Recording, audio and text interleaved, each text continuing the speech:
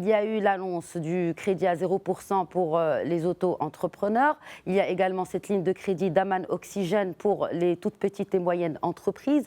Que prévoient les banques participatives en ce qui concerne le coup de pouce destiné à ces petites entreprises et moyennes entreprises marocaines qui souffrent à cause de l'arrêt de l'essentiel de leur activité, voire toute leur activité, et notamment après l'adoption de cette loi qui régit la loi Takafoul pour l'assurance de crédit concernant la finance participative. Ce qu'il faudrait, c'est que les banques participatives puissent, comme je le disais tout à l'heure, réorienter leurs efforts vers le corporate, qu'elles puissent accorder sous forme de murabaha des financements aux entreprises pour financer leurs équipements, leurs marchandises et leurs moyens de production. Mais ceci n'est pas suffisant pour deux raisons. Aujourd'hui, la variété des produits attendus par la place participative n'est pas encore suffisamment grande. Nous attendons particulièrement… Pourquoi vous dites cela? Pourquoi ce n'est pas assez grand aujourd'hui? Parce que nous n'avons que la murabaha.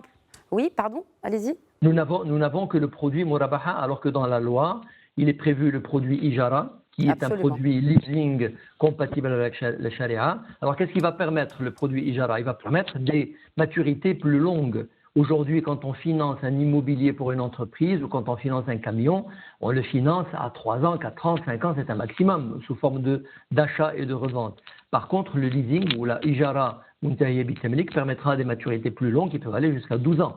Et c'est beaucoup plus adapté pour l'entreprise. Nous attendons aussi le salam. Salam, c'est le préfinancement de campagne. C'est le moyen, et le seul d'ailleurs, qui permet à une banque participative de financer le fonds de roulement de son entreprise cliente.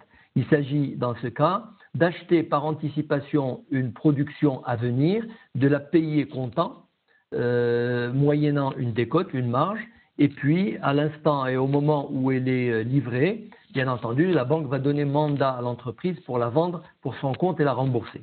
Donc ce produit-là qui est dans la loi et qui est dans les limbes du Conseil supérieur des ulama doit terminer rapidement son circuit et d'être mis à la consommation, mis à disposition.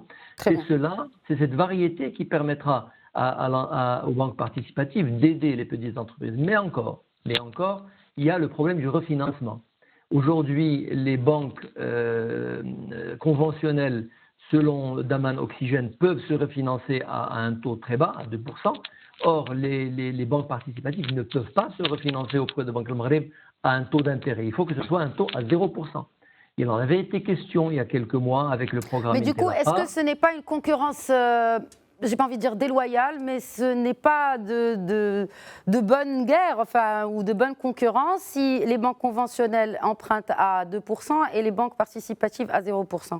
Il suffit que la marge soit adaptée. Bien au contraire, c'est une situation de neutralité.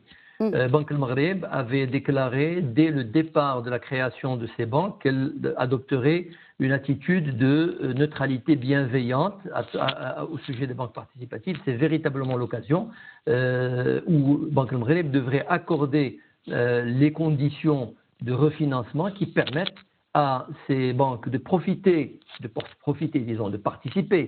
au programme Intelaka et de participer au programme d'Aman Oxygène. Ça, c'est un point important. Et puis, il faut, ce dont on a parlé tout à l'heure, que la CAPS donne le coup de fouet final à la mise en place du Takafoul. Mais il faut retenir que les banques participatives sont tout à fait outillées pour soutenir les entreprises qui ne recourent pas au crédit conventionnel pour des raisons de conviction. Et ils ont les outils, donc ils sont un petit peu encore dans les boîtes, mais il faut absolument que ça bouge.